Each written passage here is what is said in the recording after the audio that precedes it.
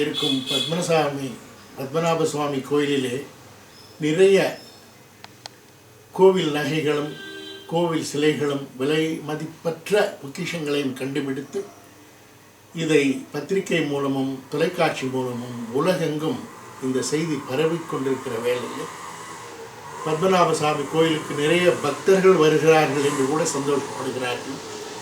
ஆனால் குற்றங்களை களைவதிலே அந்த தொழிலில் ஈடுபட்டு ஒரு 50 ஆண்டு அனுபவம் பெற்ற நான் என்ன நினைக்கிறேன் என்றால், இந்த கோயில்களுக்கு பக்தர்கள் கூடவே திருடர்களும் நிறைய போய் எப்படி இந்த நகைகளை கொள்ளையடிக்கலாம் அல்லது போலி நகைகளை வைத்து உண்மை நகைகளை மாற்றலாம் என்றெல்லாம் இவர்களுடைய சிந்தனை ஓட்டம் இருக்கும் என்று தான் நினைக்கின்றேன்.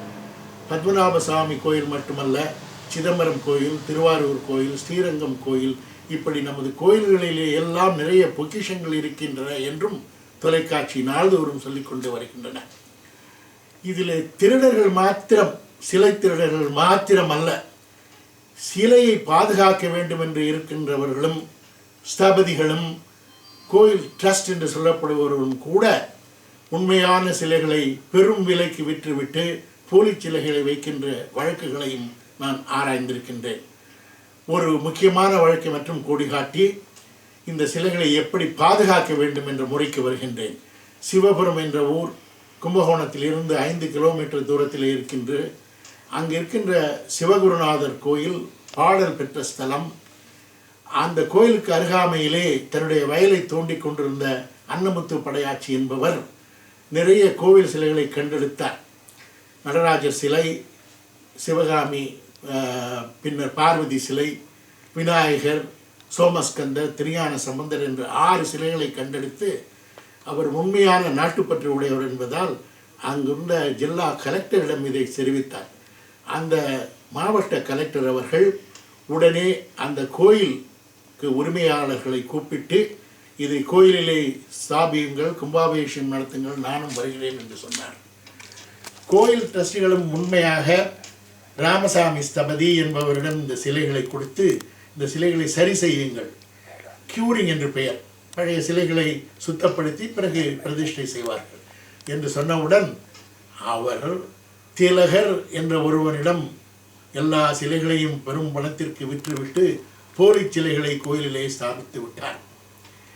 இதை பிரிட்டிஷ் மியூசியத்தில் இருந்த அந்த இயக்குனர் அவர் நம் நாட்டுக்கு சிவபுரம் கோயிலை பார்த்த பொழுது இவைகளெல்லாம் போலி, உண்மையான சிலைகள் லண்டனிலும் நியூயார்க்கிலும் இருக்கின்றன என்று சொல்லிவிட்டார். அப்பொழுது தமிழ்நாடு அரசு வழக்கு போட்டு நடராஜர் சிலையை மட்டும் மீட்க முடிந்தது, மற்றவையெல்லாம் நாங்களே வைத்துக் கொள்கிறோம் என்று அந்த சிலையை வாங்கியவர்கள் சொல்லிவிட்டார்கள். இதுபோல நடக்கக்கூடாது என்பதற்காகத்தான் பின்னர் விஞ்ஞான முறைப்படி ஃபாரன்சிக் எவிடன்ஸ் லண்டனிலே நடந்த பாத்தூர் நடராஜர் சிலை வழக்கு, அதுவும் தஞ்சாவூர் மாவட்டத்திலே இருந்த இந்த நடராஜர் சிலைகளுக்கே பெரும் மதிப்பு உலகத்திலே.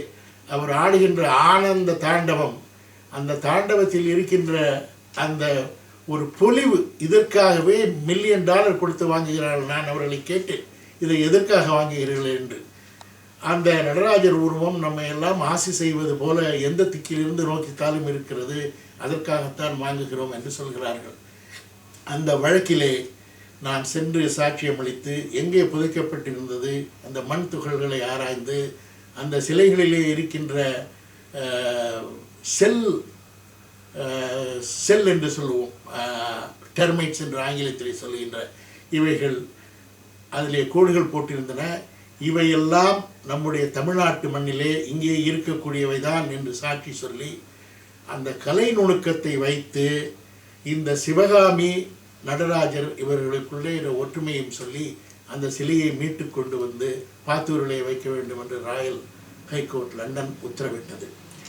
இப்பொழுது இந்த சிலைகளை எப்படி பாதுகாப்பது என்றால், ஒரு சிலைக்கும் ஒரு தனித்தன்மை, இதை ஆங்கிலத்திலே ஆர்டிசான்ஸ் சிக்னேச்சர் என்று சொல்லுவோம்.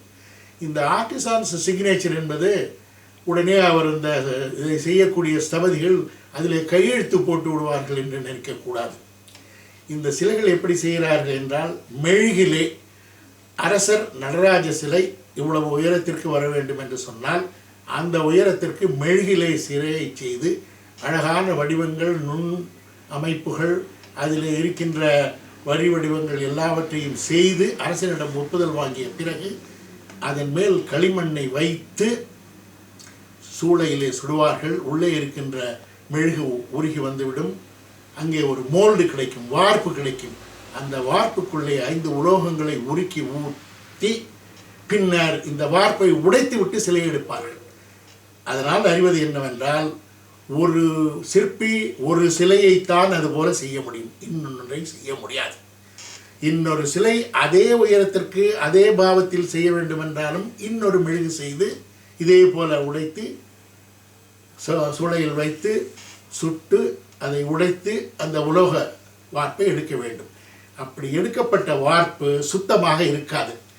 அதை சீருளி, கீறு திண்ணம் போன்ற என்கிரேவர்ஸ், அழகான பெயர்கள் தமிழிலே வைத்திருக்கிறார்கள். அந்த என்கிரேவர்ஸ் என்று ஆங்கிலத்திலே சொல்கிறார்கள்.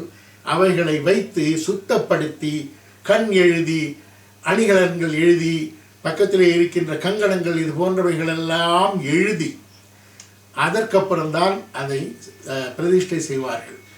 அப்படி ஒளியிலே சீருளி, பேருளி என்கிற என்கிரேவர் மூலம் கையாலே சிற்பி எழுதும் பொழுது இன்னொரு சிலையை அவர் அதே வடிவம், அதே போஸ், அதே உயரத்தில் செய்தாலும் கூட திருப்பி அதில் இருக்கின்ற நுண்மையான அணிகலன்களை பற்றி வரைகின்றது. தாமரைப்பு என்று சொன்னால் 10 இதழ்களை அவர் போட்டார் என்றால் அடுத்ததில் 9 போட்டிருப்பார். 10 போட முடியாது. அதிலே ஒன்று சிறிது குற்றம் இருக்கும். அது குற்றம் என்று மற்றவர்களுக்கு தெரியாது. இது எந்தெந்த இடத்திலே இது போல இருக்கிறது, கங்கணத்தில் இருக்கின்றதா அல்லது முடியில் இருக்கின்றதா என்று பார்த்து அவைகளை ரகசியமாக சிலைகளை தொடாமலே தூர இருந்து ஃபோரன்சிக் மேக்ரோ ஃபோட்டோகிராஃபி என்று பெயர். இந்த மேக்ரோ ஃபோட்டோகிராஃபி என்பது bellows extended camera. Lens bellows நிறைய இருக்கும், அந்த உருவமே பெரிதாக வரும். அவைகள் மூலம் படம் எடுத்து ஒரு பத்திரத்தில் பதிந்து பத்திரப்படுத்தி வைத்து கொண்டால் இந்த சிலை நம்முடையதுதான் என்று உலகத்தில் எங்கு சென்றாலும் அடையாளம் கண்டு நாம் திருப்பி கொண்டு வர முடியும். இதைத்தான் நான் ஆர்டிசன் சிக்னேச்சர் என்று பெயரிட்டிருக்கிறேனே தவிர அதில் அவர்களுடைய கையொப்பங்களை பார்க்க முடியாது. ஒரு சிலைக்கும் இதுபோல் தனித்தன்மை இருக்கும். ஒன்று போல் ஒன்று இருந்தாலும் சிவபுரத்தில் இருக்கிற நடராஜரில் சில நுணுக்கங்கள் வேறுபாடு இருக்கும்.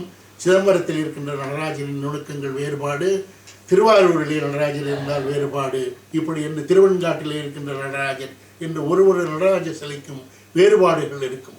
இந்த வேறுபாடுகளை இண்டெக்ஸிங் ஆஃப் ஆன்டிக் பிரான்சஸ் என்று சொல்வது. அதே போல கோவில் நகைகளிலும் இதே போல உளிகளால் வரி வடிவங்கள் அமைப்பது ஒன்று. கற்களை பதித்தால் அந்த கற்கள் விழாமல் இருப்பதற்காக பொன் துகள்களை வைத்து கீழே விழாமல் பதிவு செய்வார்கள். அப்படி பதிவு செய்யும்போது அந்த பொன் துகள்களின் வடிவம் வட்ட வடிவமாக சுத்தமாக இருக்காது. நம்முடைய கண்ணுக்கு பார்த்தால் சுத்தமாக இருப்பது போல தெரியும். ஆனால் மேக்ரோ ஃபோட்டோகிராஃபி என்று உருவை பெருக்கி அவைகளை நாம் புகைப்படம் எடுத்து வைத்தால் அந்த வரி வடிவம், அந்த அமைப்பு முறை, கற்களை பதிந்த அமைப்பு முறை ஒரு நகையைப் போல் அதே உருவம் கொண்ட இன்னொரு நகைக்கு, அதே போல கற்கள் பதித்த இன்னொரு நகைக்கு இருக்காது. ஒரு கோயில் நகை இன்னொரு கோயில் நகையிலிருந்து வேறுபடும். இதைத்தான் இந்த temple jewellery, indexing of temple jewellery என்பதற்கும் ஒரு அறிவியல் முறையை கண்டுபிடித்து இந்த முறைகளை 1986 நடந்த உலக மாநாட்டிலே சஞ்சிகையிலே வெளியிட்டிருக்கிறேன். இதை பல பத்திரிகைகளும் வெளியிட்டு பல மியூசியங்கள், வெளிநாட்டில் இருக்கின்ற ஈஜிப்சியன் மியூசியம், இன்னும் பல நாட்டு மியூசியங்கள் இதை நீங்கள் பேட்டன்ட் செய்திருக்கிறீர்களா என்று என்னிடம் கேட்டு, இல்லை, இது பொதுவாக எல்லாருக்கும் உபயோகப்பட வேண்டும் என்ற காரணத்தால் நான் பேட்டன்ட் செய்யவில்லை, நீங்கள் உபயோகப்படுத்துங்கள் என்று சொல்லி மற்ற நாட்டில் இருக்கிறவர்கள் எல்லாம் அவர் பொக்கிஷங்களை இண்டெக்ஸிங் முறையிலே பாதுகாத்து ஃபாரன்சிக் ஃபோட்டோகிராஃபி எடுத்து ரெக்கார்ட் தயார் செய்து வைத்திருக்கிறார்கள். நம் நாட்டில் தான் அவைகளை இன்னும் செய்வதில்லை என்பதை நினைக்கும் பொழுது பெரும் வருத்தமாக இருக்கிறது. இப்படி இந்த கோயில் சிலைகளையும் கோயில் நகைகளையும் ஃபாரன்சிக் மேக்ரோ ஃபோட்டோகிராஃபி மூலம் ரெக்கார்ட் செய்து பாதுகாத்து வைத்தோமானால் இதை சப்ஸ்டியூட் செய்தவர்களையும் கண்டுபிடித்து விடலாம். அதாவது போலி நகைகளை வைத்து உண்மையான நகைகளை அப்புறப்படுத்தி விட்டாலும் கண்டுபிடித்து விடலாம். அந்த நகைகள் எங்கே போயிருந்தாலும் கண்டுபிடித்து விடலாம். இப்படி ஒரு முறையை கையாண்டு நாம் வைத்திருக்கிறோம் என்று தெரிந்தாலே திருடர்களுக்கும் கொள்ளையடிப்பவர்களுக்கும் சிலை மாற்றுபவர்களுக்கும் ஒரு பயம் இருக்கும். அதற்காகத்தான் இந்த முறையை 1980 வாக்கிலே நான் பதவியில் இருந்த போதே வெளியிட்டேன். இதை முதலில் உபயோகப்படுத்த வேண்டும் என்று சென்னையில் உள்ள சிவவிஷ்ணு கோயில் அவர்கள் முயன்றார்கள். அப்பொழுது நான் அரசாங்கத்தில் இருந்ததினால் அந்த வேலையை என்னால் ஒத்துக்கொள்ள முடியவில்லை. பிறகு அவர்கள் செய்தார்களா இல்லையா என்று எனக்கு தெரியாது. நினைக்கிறது டீட்டெயிலாக வந்துருச்சு சார். வேற லொக்கேஷன் வச்சுருங்க, அங்கே போய் சோஃபாவில் வந்துக்கலாமா? National assets sir.